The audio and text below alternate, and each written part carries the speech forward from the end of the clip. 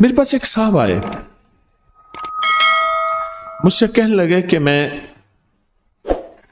ایک عمل کا عامل ہوں, لوگوں کو الرجی ہو جاتی ہے, پھوڑے پھنسیاں ہو جاتے ہیں, میں دم کرتا ہوں وہ ٹھیک ہو جاتے ہیں.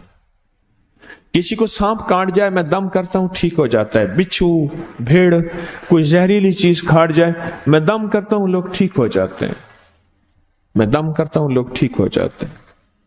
کہا کہ میرے پاس ایک خاص عمل ہے, میرے پاس ایک خاص عمل ہے اور میں یہ کرتا ہوں لوگ ٹھیک ہو جاتے ہیں. اور کہا میرے پاس یہ عمل ایک چیز کا آزمودہ ہے, میرے پاس کوئی جادو کا ڈسا ہوا ایسا بندہ ہے جس کو چیلنج سے کہہ دیا ہو کہ تجھ پہ جادو ہے, اور دوسرے لفظوں میں یہ لفظ میں خود کہہ رہا ہوں کہ تیرے اوپر خنزیر کا جادو ہے, کتے کا جادو ہے, کھوپڑی کا جادو ہے, بندر کی کھوپڑی کا جادو ہے.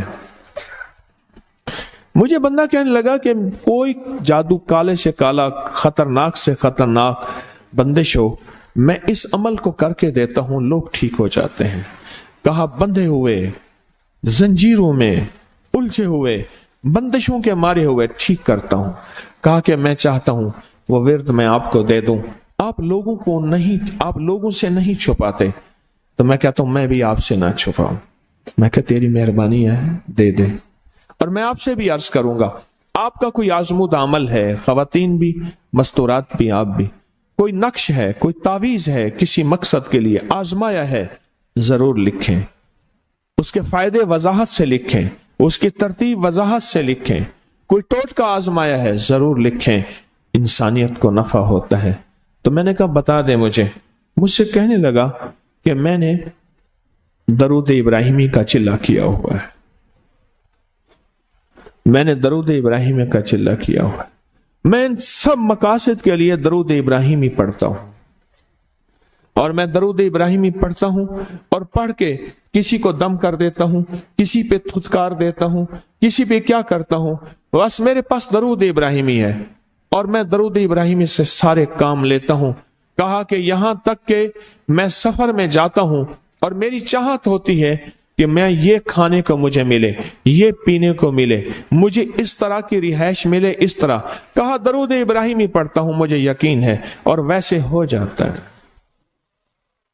سوچیں جس درود ابراہیمی کو نماز میں میرے کملی والے نے اس کا انتخاب کیا ہے, وہ کوئی چیز آخر ہوگی نا.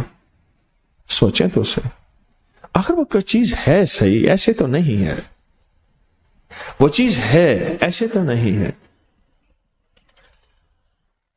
کہا کہ میرے پاس درود ابراہیمی ہے, میرے پاس درود ابراہیمی, اور میں لوگوں کا اس سے علاج کرتا ہوں اور لوگ ٹھیک ہوتے ہیں, ان کے مسئلے حل ہوتے ہیں, ان کی بندش جادو ٹوٹ جاتے ہیں. تو میں تو چاہتا ہوں کہ آج ہم یہ درود ابراہیمی کا عمل کریں, انشاءاللہ یہ تاثیر بھی مل جائے گی, اور ساتھ جو برکت کی چاہت ہے کہ اللہ کبھی مجھ سے برکت نہ چھیننا. ایسا نہ ہو میں یا میری نسلیں ٹکڑے ٹکڑے, دانے دانے, قطرے قطرے کے محتاج بن جائیں. اللہ مجھ سے کبھی برکت نہ چھینا. ایسا نہ ہو کہ میں ٹھوکریں کھاؤں در در کی. اے سخی آقا مجھ سے برکت نہ چھیننا کہ میرے اندر بس سب کچھ ختم ہو جائے اور میں دنیا کے سامنے ذلیل بن جاؤں اور لوگ مجھ پہ ہنسیں. اللہ مجھ سے برکت نہ چھیننا اور میری نسلوں سے برکت نہ چھیننا. برکت صحت میں, برکت نظر میں, برکت یادداشت میں, برکت اعضاء میں, برکت جگر میں, برکت گردوں میں, برکت دل میں, برکت خون میں, برکت تلی میں, برکت معدے میں, برکت اعضاء میں, برکت صحن پٹھوں میں, جسم کے ہر حصے میں برکت, روح میں برکت, دل میں برکت, پھر مال میں برکت, جان میں برکت, اولاد میں برکت, صحت میں برکت, عزت میں برکت, خود برکت میں برکت. کہ یہ برکت مجھ سے نہ چھنے اور مجھ سے نہ چھنے اور میری نسلوں سے نہ چھنے, اور اللہ پاک حلال طیب طاہر یہ برکت مجھے اور میری نسلوں کو دیتا رہے. آپ یہ چاہتے ہیں؟ میں ایک سفر سے واپس آیا, ایئرپورٹ سے مجھے بندے نے اٹھایا. یہاں لاہور میں ایک جگہ ٹاؤن شپ ہے, ایک سوسائٹی ہے, وہاں ایک گھر میں لے گئے. اس گھر میں جب گیا تو ایک साहब बैठे हुए थे, दो टूटी फूटी कुर्सियां. एक कहा कि मैंने इनको अपने घर में जगह दी हुई है. और उन्होंने कहा मेरा नाम ये है, मेरे पास एक जहाज सेस्ने होता था और मेरा सिक्का चलता था और मेरे पास दौलत और माल थी और मुझसे बरकत रूठ गई. अल्लाहुम्मा बारिक अला मोहम्मद. ये देखें, वाला आले मोहम्मद. अल्लाह बरकत अता फरमा मोहम्मद पे.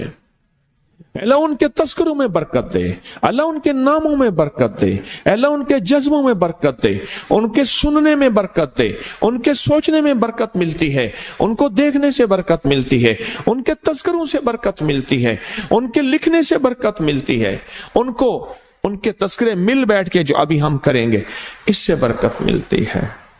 कितने लोग होंगे जिंदगी में जो आपके मेरे सामने माल था, दौलत थी, रिस्क था, सेहत थी, इज्जत थी और उनका सिक्का चलता था, और आज वही लोग हैं जिनको कोई जानते नहीं और उनसे बरकत रूठ गई, उनसे बरकत रूठ गई.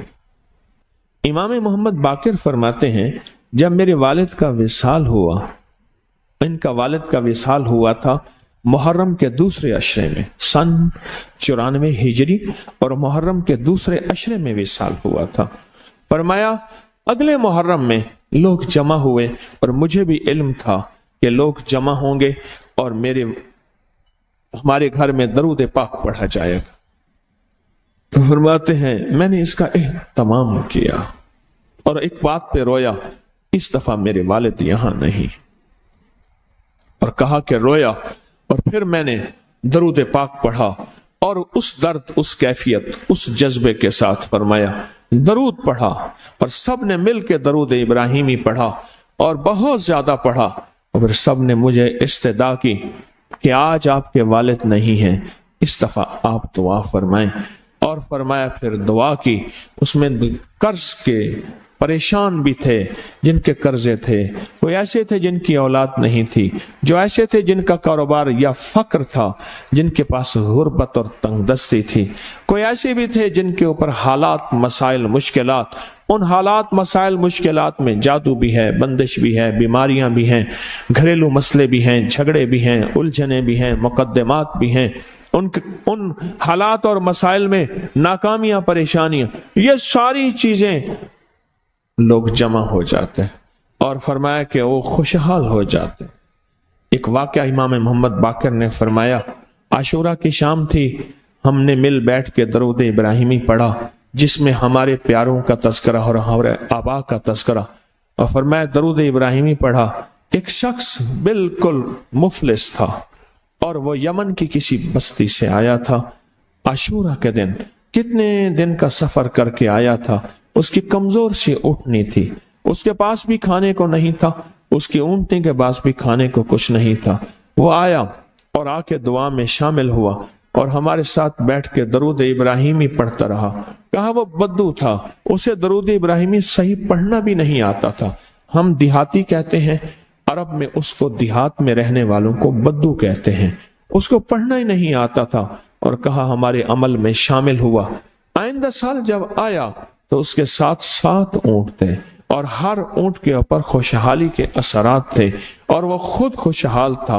उसके बेटे साथ थे और हमारे लिए बहुत तोशे लाया और हदिये लाया और कहने लगा कि मैंने यहां से जाने के बाद वहां ऊंटों का काम किया, ऊंट एक लिया, उसको बेचा, बस उसमें बरकत के खजाने मुझे ये मिले और आज मेरे पास खुशहाली है. अल्लाहुम्मा बारिक अला मोहम्मद. हाँ, ये उसका तर्जमा है. वाला आले मोहम्मद.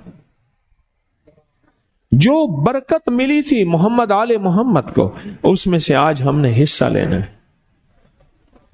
जो बरकत मिली थी और जिस बरकत को हर नमाज में हम पढ़ रहे हैं, कभी ख्याल ही नहीं किया.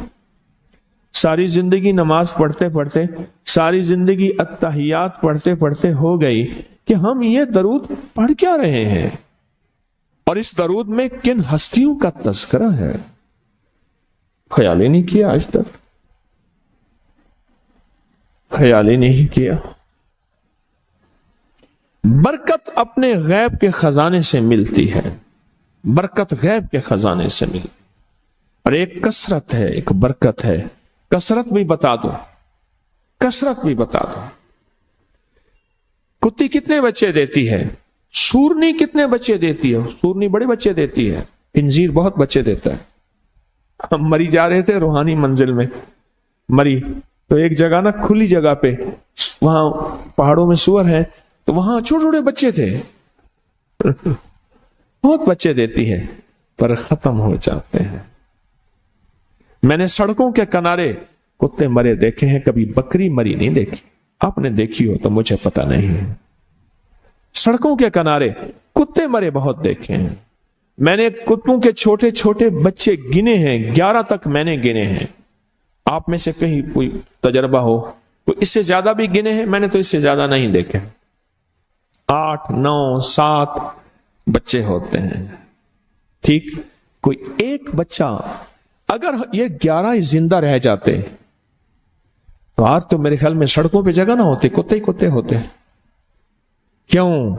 اللہ نے حلال میں، بکری میں برکت رکھی ہے، کتا حرام ہے، اللہ نے اس میں کثرت رکھی ہے، کثرت رکھی ہے، یعنی وہ زیادہ ہیں، برکت نہیں رکھی، برکت نہیں رکھی۔